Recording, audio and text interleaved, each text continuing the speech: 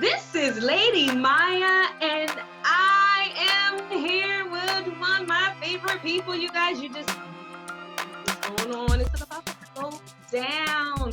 All right, so his name is David Kendrick. Okay, so he is an advocate for employee disability and other disabilities. Okay, so he's going to give us his backstory because y'all, I'm just telling y'all, it's deep and it's about to go down, truly. So, what we're going to do is we're going to allow him to just give us a glimpse of who he is so that we can understand the whole process of why he's doing it. Okay, you guys, my Mayan tribe, please welcome David Kendrick. All right. Well, thank you for that warm introduction and hello to the Maya tribe. Great name. All right. So, yes, I'm David. I'm from Rochester, New York, and I'm owner of Lion Speaking Agency. I'm a professional speaking agency that talks about mental health topics in both the civilian and veteran community. I joined the Army at 17 years old in 2005, and I deployed to Iraq in 2006 in October. And in 2007, at the age of 20 years old, I was shot by a sniper in an ambush in my left leg, and that caused me to be severely disabled. So my military career, it wasn't that long. I was only in for 5 years, from 2005 to 2010, and majority of that was spent healing from the injury. And in 2010, I moved back to Rochester, New York, and started to see how hard it was to live with a disability physically and then deal with PTSD. And so I started a speaking company, Lion Speaking Agency.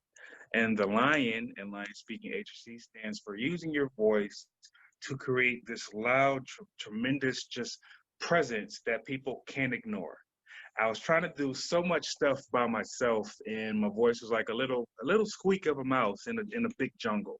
So I started to help other people, and more importantly, teach myself how to gain momentum with my voice and with my message, and just get it out to more people. And that's how Lion Speaking Agency was started.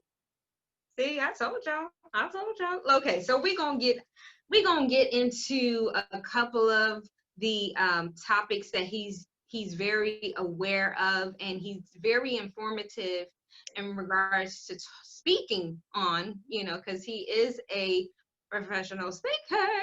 So basically, when it comes to the mental health, what are you finding that is kind of holding people back in the corporate or just in a workplace in general? So I would say self-identifying. So right now I'm doing a five-part video series about navigating the workplace with a disability. One of my first jobs, I worked in for a temp agency in my hometown of Rochester, and I didn't want to tell them that I was disabled because I wanted to get a job. And this was before I knew anything about ADA law and my rights as a disabled employee. I didn't want to tell anyone I was disabled. And because I didn't, I ended up working a job where I worked 12-hour shifts standing, wearing steel toe boots in a warehouse. And it just destroyed me both physically and mentally. And I said, okay, well, I have to educate myself on ADA law because there has to be a better way. Definitely. I mean, it's so, I guess to me, when you would see someone with, disabilities or anything to that extent, it was always like, okay, don't look too hard. Let them be about their business, and let's not talk to them because they might be just dealing with too much right now. And I'm not trying to get cussed out, kind of situation. But if they only just ask the question, if they ask the question, would you say that they're more inclined to kind of answer? Or is it more so like, I just have to be in the right setting kind of situation? I think if you asked in a way that's appropriate, people would they wouldn't be afraid to tell you about it, about their disability.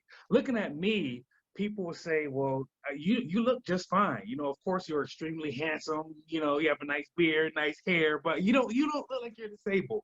But what a lot of people don't realize, and I have one of my parts in the 5-part series, it's called "We Can't See It." And there are a lot of physical disabilities that people have that you cannot see. And it's because we have this stereotype that unless you're in a wheelchair or you walk funny or you look funny or if you don't act a certain type of way, then you must be completely fine. And some people would get the impression that you're lying about your disability, and it makes people disclose stuff that they don't want to disclose, and that's when those types of conversations get uncomfortable. So I think just more education in the world needs to go out to let people know that, hey, not all disabilities have a look or have this certain stigma attached to them. True, very true. Okay, okay. So when we touch base with, well, we were just touching base on the physical. What about the mental? Like how does that help? Because there's a lot of people, like you said, like PTSD and different things like that. How does that actually? I mean, of course you can't tell. That's just more of a mental situation, but like, how do we help? Okay, so I would always advise that anyone who has questions about whether it's an employee or just a friend or a family member, have an open-ended conversation with them. Don't assume anything, because my PTSD, it's not going to be like another veteran's PTSD. I was shot by a sniper, so my PTSD is related to a sniper attack, while another soldier's PTSD may be related to a bomb exploding. And then there's just all types of different stress that people deal with. I mean, it can be mental abuse from a family member. It can be some type of sexual assault from a family member or a friend or a stranger. You never know what someone's going through mentally. So I think the best way to gauge is just to ask those questions like, hey, are you okay? How are you feeling? I'm always here for you whenever you need an ear. I think the last thing that you will want to do is say, hey, just get over it. Or if someone's having a good day, well, you must not be feeling too sick because I see that you're having a good day today. Because you never know what somebody's going through, and you never know what may trigger someone's mental distress. Yes, because that mask that we all put on, everybody can smile, but you never know what they're thinking about in their mind. Exactly, exactly. Especially when it comes to a social setting. Like I have days when I don't want to be around anyone, but we can't live our lives as hermits, so we have to go out and put on that smile, even when I'm dealing with pain from my physical injury, and it is affecting me mentally. I got shot when I was 20 years old. I went to Iraq when I was 19, so I've been dealing with this my entire adult life, and I'm 33 years old now, and I plan to live a long time. So as I get older, these injuries are going to affect me more and more and more. As a matter of fact, this year I've had 3 surgeries related to my injuries that I suffered 13 years ago. So it takes me right back into that mental headspace like, man, I'm never going to get over this injury. It's going to be affecting me for the rest of my life. But when I go to work or when I go into a social setting, especially as a public speaker, you have to interact with people and you have to put on that mask. Everything is fine. Everything is okay. And sometimes I've spoken at events and had to stand on stage for up to 45 minutes in excruciating pain. But it's all about, getting up there, smiling, not letting people know that I'm hurting. But then when I get off stage and go to the hotel, shoes come off. I get in the bed and I don't move for about 2 hours. I love that because, yeah, I feel that way a lot of times. Like, okay, it's all said and done. I don't have to think about it, talk about it. That's kind of it. I got a quick question for you. You said I can ask you anything. So I'm going to ask you, what is in your headspace when those things that remind you of what happened with you getting shot, like what type of mindset are you having at that time?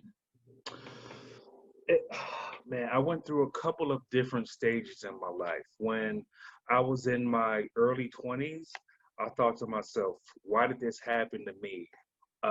And a lot of veterans, according to the Department of Veteran Affairs, 20 to 22 veterans a day die from suicide. And I would have been in one of the, I would have been a statistic in that demographic there, especially in my early 20s. I used to ask myself, why did this happen to me? But then as I matured and I got older, from 25 to 30, when I was starting my business and hearing more veteran stories, I started to feel appreciative of my story. And that's when I came up with a saying, and I always say that adversity is only given to those who can handle it.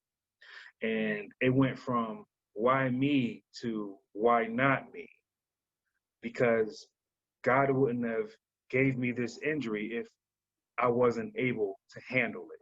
So I had to just look inside and say, okay, David, the worst of your injury is over, the actual injury. What are you going to make out of yourself now? And I had to think about that long and hard. And from that moment on, in my late 20s to my early 30s, I got my bachelor's degree, I got my master's, I started a business, I bought a house.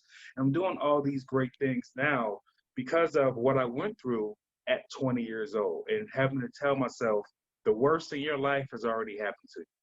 So now only good things are to come. Wow, I love that, like that empowerment that you have for yourself, and just thinking about things like that, because a lot of people do say, why me? Why me? Why me? And they don't go through half as what you did, and have to deal with. So, not to say or discount what they are going through or have gone through. So, with that being said, because when you live, you do it. Yeah, I don't like saying it. Yeah, it sounds stupid, right? Yeah, no, it gets like that. I don't know. I have a moment where I try to be young, and then it doesn't work that way. All right. So, what do you want to speak of with the Disability Employee Awareness Month? Mm-hmm. So, what would you say that you would like to accomplish in this month, for those that you're advocating for? I want to be a resource for those people who are making the decisions for their employees who have disabilities. Because the ADA law is not going to cover everything. And for some, I've been in a situation where I've had to go to the EEOC and defend my disability, and I felt like you only want to do what the ADA says, is law for your employees with disabilities. There may be an employee that you come across that their certain disability or their situation doesn't fit into that ADA law. And see, there's no critical thinking in the workplace when it comes to those type of employees because it doesn't fit in this box or in this manual that the organization has for individuals who are disabled. So I want to be a resource to let these HR representatives and people in the human resource office who cover the ADA law, just let them know that what you see or what you read or what comes from Washington that's passing the law, it may not cover every single situation. And the reality, I'm trying to help you and keep you out of those courtrooms and keep your name off of those EEOC lawsuits that some of your employees may bring against you.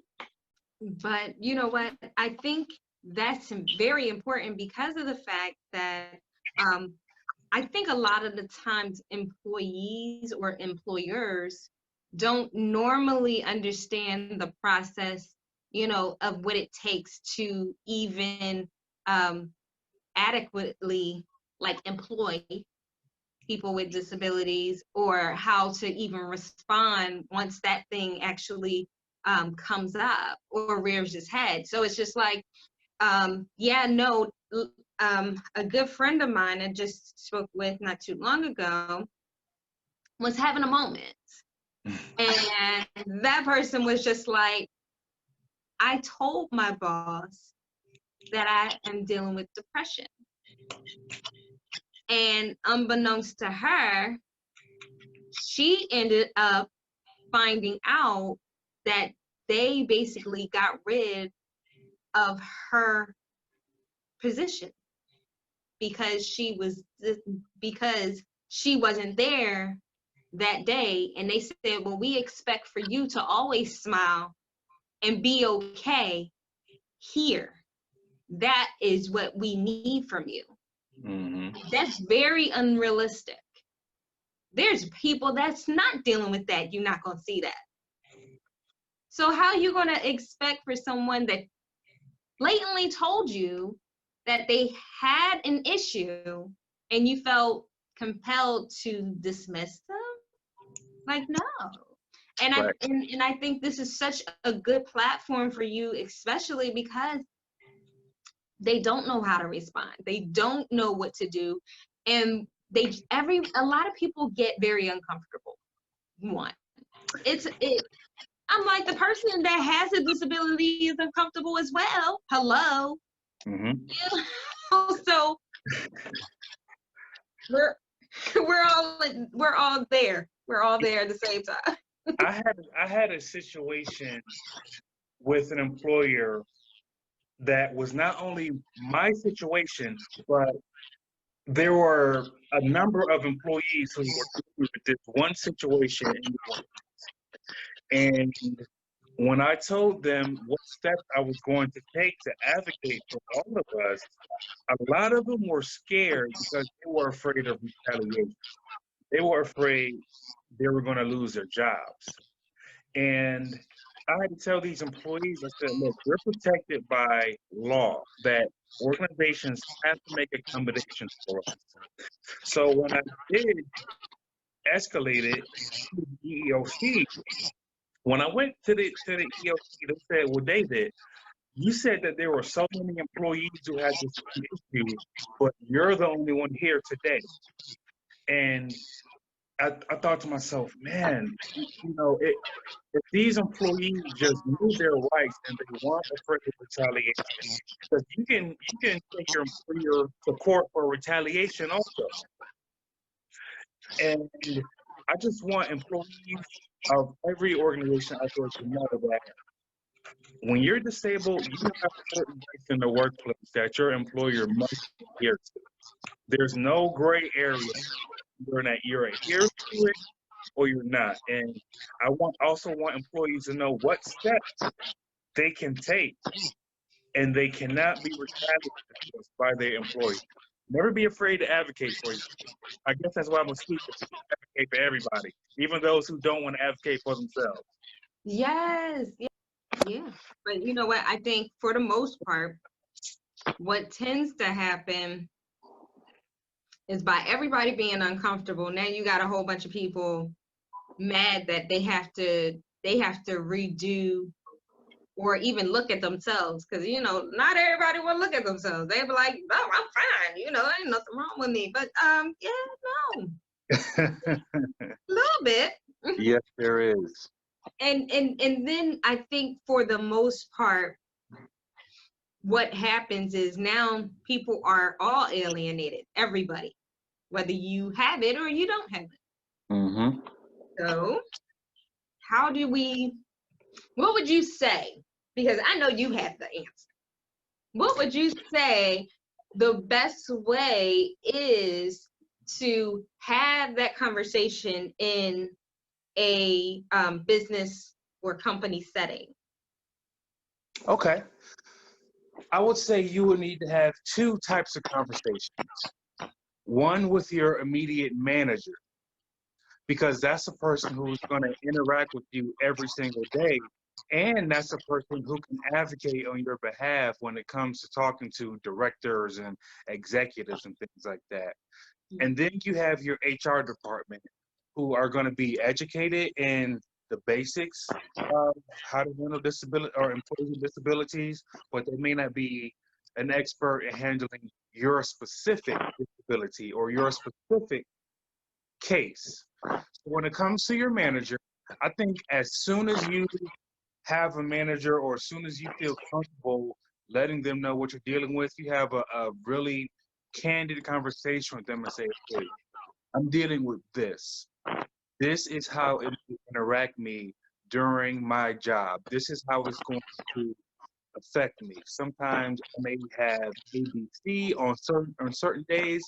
Other days I may seem like I'm just fine.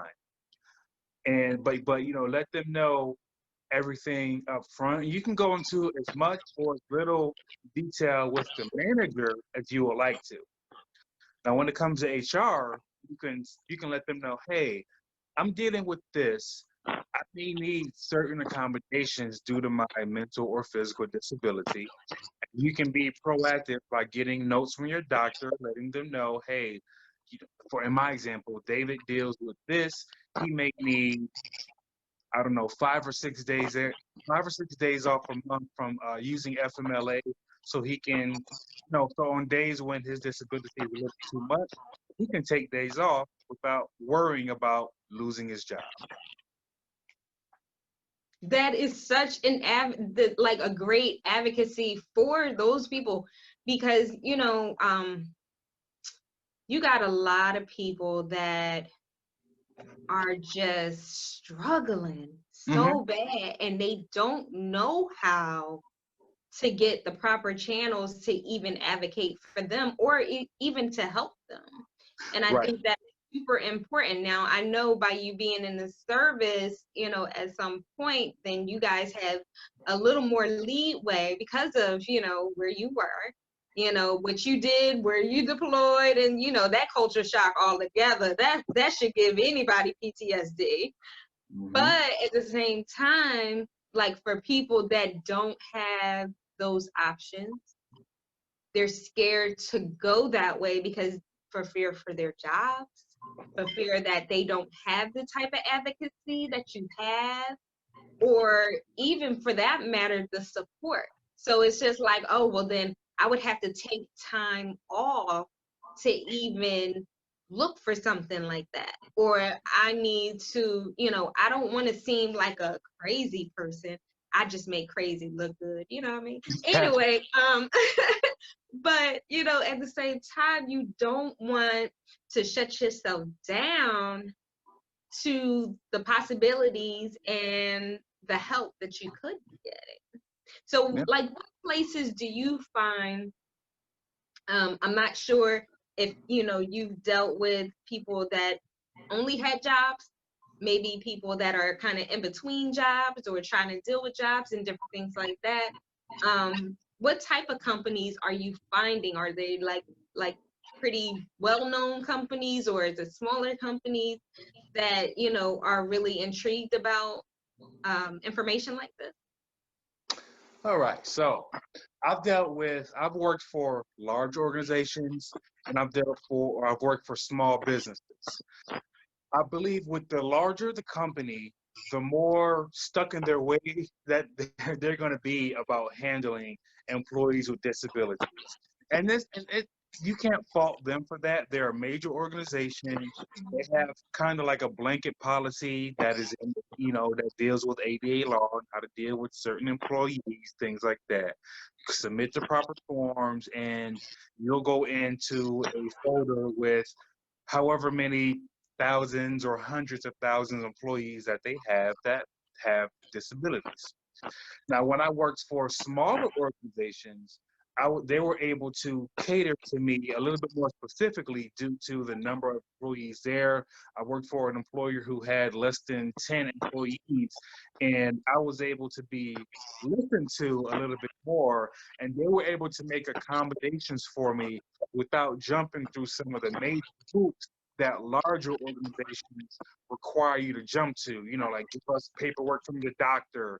Then you have to make a doctor's appointment that may be 3 or 4 weeks out, and you have to deal with whatever you're dealing with that employer until you get the letter from your doctor. Then you submit it to the job, and then the job may want more evidence, opposed to a small employer who knows my background and they not all of them were veteran friendly, but they're so small that I can just say, hey, I'm a veteran. This is what I've dealt with, and this is what I'm dealing with. Would it be possible for me to adjust my schedule for the next 2 months, or work from home for a week, 1 week out of the month, so that I don't have to get up and deal with traffic and walk around in the building, which aggravates my physical injuries. And it was no problem. I didn't have to go to get the notes from the doctor because they understood, because I can talk to the owner of the company every single day. And when you're in a large organization, you're not going to talk to the CEO probably ever. Nope. They'd be like, CEO, you're no one. No, go away. I want to talk to the CEO too. Get in line. Tell them to call me. I think it's super, super awesome that you can come with a very fresh, view of it, because of the fact that, like you said, a lot of people are so much older and they're kind of stuck in their way that, they're not even willing, or able to, like you said, like adapt or do anything for that matter. It's just like, well, I grew up and it was this, and this disabled people stayed home, but disability doesn't give you a whole lot of money. No, no. And I think what me speaking as a veteran, there's an entire demographic that will continue to enter the workforce that are going to be younger people with disabilities like myself. I'm doing a study right now. Well, I just read a study from the Department of Labor that states that most of the disabled people who enter the workplace, they're older. They're over 60 years old, or they are over 50. They're not like I was, 23 years old with this severe injury entering the workforce. So due to the stereotype that someone with a disability is older and they have a disability that you can see, there's going to be a lot of veterans like myself entering the workplace who have these invisible injuries, who are going to have to work a little bit harder to advocate for themselves because they joined the military young. They went to Iraq young. Some of them may have been disabled young, and they're entering the workforce young. Yeah. Because as a veteran, organizations love to hire veterans. And Yeah. I've had opportunities offered to me because of my veteran status that some people may not get. These are good paying jobs, government jobs as well, who want to hire veterans. And when you get into these jobs that are higher in salary, you're talking 50, 60, $70,000, and you go in there in your 20s with a disability, they've never seen that before.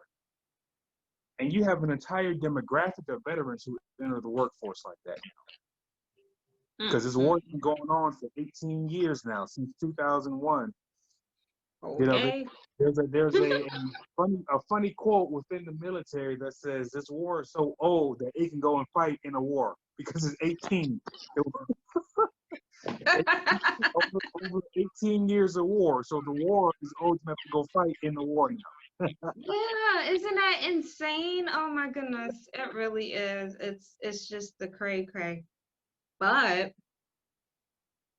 it leaves us with less people, mentally, physically, emotionally able to keep supporting this country, in the war, out the war, in the real life. I mean, that's just even more depressing to me, because I'm like, wow, like these people gave up so much, and here it is, like we can't even account for what they've gone through just to do that. Right. And the demographic, it's growing so much in the workforce and those who are entering the civilian world.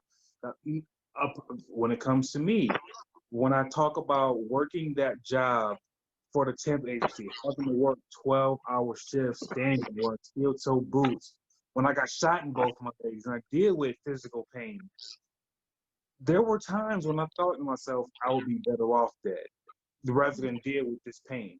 And that's when those veterans, those 20 to 22 a day who consider suicide, who die from suicide, they don't see any other way out because they don't see the light at the end of the tunnel. And for me, someone who joined the military at 17, went to Iraq at 19, and was injured when I was 20, entering the civilian world at 23 years old and thinking, this is what I sacrificed for, to work 12-hour shifts standing. You don't want to hear anything else, and it can be very mentally demoralizing. And some veterans, they see suicide as the only way out. Yeah, that's not good, not at all. If anything, you guys should get gold medals, parades, and all that good stuff. Everybody should have, be able to do cartwheels. I don't care. I feel like at some point, something's got to change. Something's really got to change with the world we live in, or at least the United States of America.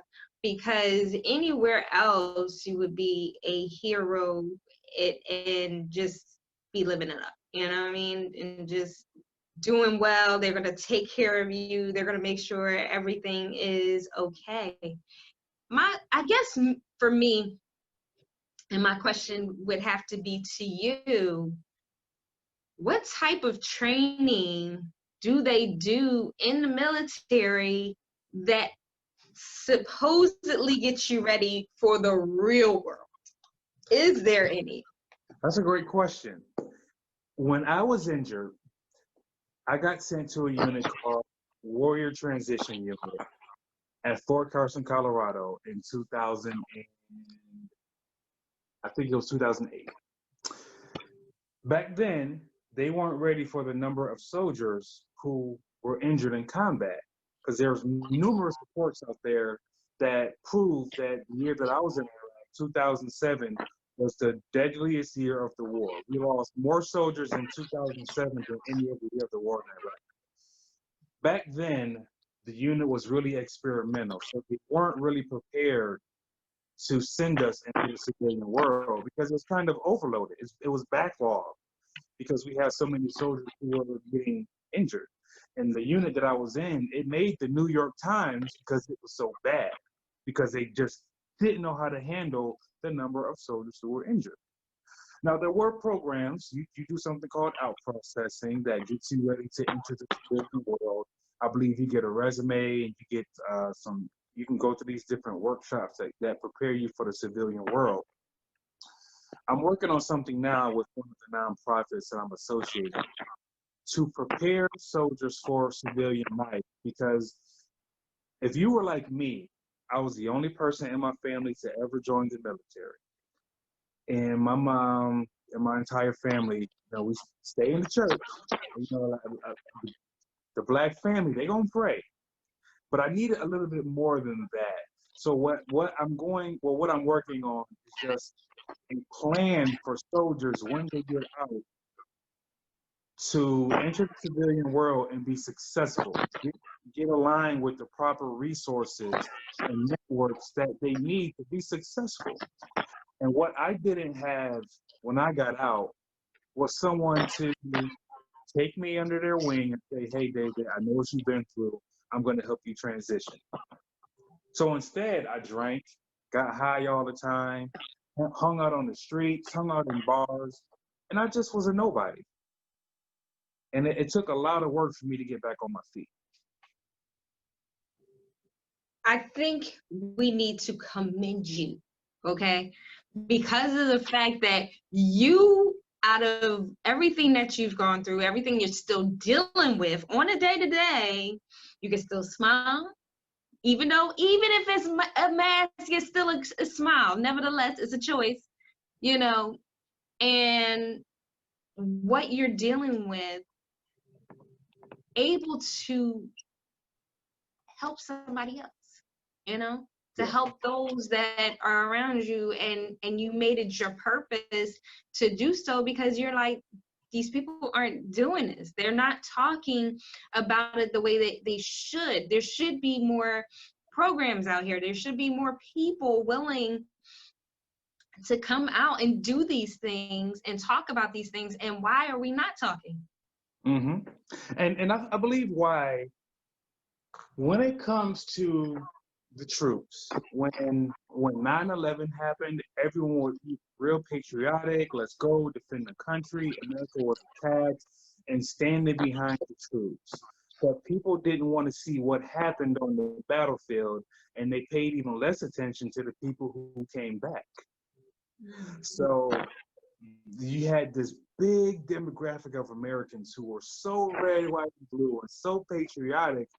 But when the soldiers came back, we were forgotten about, and soldiers' issues were just there was this big closet that the soldiers' issues were put into, and that closet was shut and locked, and you only went in there twice a year, Memorial Day and Veterans Day.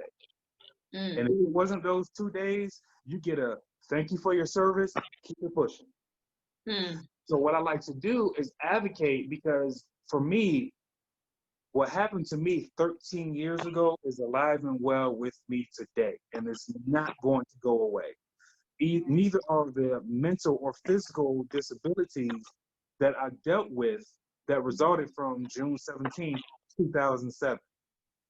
You know, it happened to me at 20 years old, and it's going to be with me right now when I'm 33, 43, 53, 63. So there's there's also a big demographic of soldiers who don't want to talk about it because they just don't want to remember. Yeah. And being a public speaker in this sector is hard because not too many people want to. Some of the topics can be depressing. And if you're skilled, like I am, you know how to take a topic that is depressing and put a nice shiny bow on it and leave your audience smiling at the end of it. Because no one wants to be on a roller coaster that only goes down. Yeah. You're gonna leave your audience on a high. And that's the story that I have. I went through all of this and look at where I am now. And if you've been through this, you can be here too. And if you know someone who is going through it, they can be here too. Just reach out to me. I'll help them get there. Yeah, you'll be there. You'll be there. I'm gonna be like, woo, woo, woo, woo. Okay. But you know what? I thank you so much, because there's so many people that I know that want to talk to you. They said, look, I just need to know. Let them know he gonna be talking again. He gonna be talking again and again and again and again. And I'm like, no, he was mine first. and honestly, this is what I love to do. So if anybody, your tribe out there would benefit from talking to me, or they benefit from this message, it's going to be appreciated. Because every time I get in front of an audience, I can guarantee there's someone who has either been through what I've been through, or they know someone who's going through what I've went through. And if you're doing what I do for gratification or appreciation, you're in the wrong business. You're not going to get someone who always says, thank you, thank you, thank you. There's a lot of veterans out there, or a lot of speakers who, okay, I'm done. Where's my check? Sign my book, and I'm out. And that's not what it's about for me. It's about helping this demographic of veterans and reducing that 20 to 22 veterans a day who die from suicide. If I can reduce it down to 15 to 17, that's a great accomplishment for me, because I'm saving lives through what I do. Exactly. And hey, you never know. You might be building an army. Well, if there's anything you would love to tell my Mayan tribe, the floor is yours. Well, if you would like to hear more from me, you can go to my website. It is kendrickjr.com. And no matter what you're going through, somebody is also going through it. You never have to go through what you're going through alone. And nobody should suffer in silence, because this world is just too big for you to be the only one. It's just too big. It's not. It's just way too big. So, yes, dkendrickjr.com, y'all. Okay. And hey, I mean, this is a subject that definitely needs to be spoken. to anybody that you may know that might have a mental issue, or even a physical issue. I mean, you never know who you can be friends with. I mean, dang well you want to go to the geriatric center and you want to talk to the older people about where they been and how they got to that place and different things like that. But at the same time, we have people that are willing to open up to us, and by way of David, here's an outlet, y'all. Here's an outlet, inlet, whatever let you want it to be. It's right there for you. Certainly, we appreciate you, David, so much for just all your time and your creativity and just your purpose. Your purpose is absolutely phenomenal, and I appreciate every moment of it, sir. Thank you. Appreciate your service. Thank you. And see, I didn't just say thank you and kept it moving. See, I just had you on my show, so I'm better than most. Yes, thank you. Thank you to the tribe as well. Appreciate you, because a sister could have went 4 blocks down the street because I'm right next to the Army base, but I need to talk to the real deal, Holyfield right here. Appreciate you. Well, you guys, I'm telling you, I appreciate every Mayan tribe, my super fans. I appreciate you all. Please make sure you go and see his website. I'm telling you, the brother has a message and he has everything that he wants to tell you and help you with other people to help them with. So, the fact that he is willing and able, we want to definitely show some support and show some love to Mr. Kendrick. And we will see you guys later.